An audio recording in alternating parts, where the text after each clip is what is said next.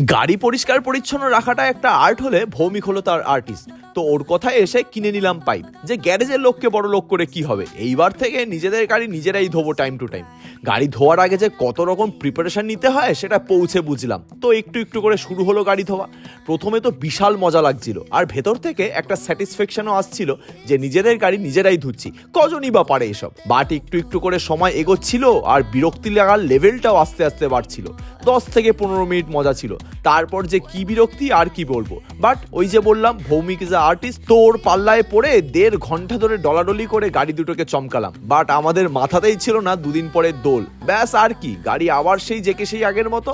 এইবারের দোলটা আমাদের কলেজ লাইফের লাস্ট দোল, তো সবাই চুটিয়ে মজা করেছে। যা যা ওই জায়গাটায় থেকে পসিবল ছিল করা সবই হয়েছে, কাদা জলে চোবানো থেকে শুরু করে প্রত্যেকটা ছেলে জামা ছেঁড়া অবধি। আর এইবার তেমন কেউ রেজিস্টও করেনি, আর তো চাইলেও পাবে না এই দিনগুলো ফিরে।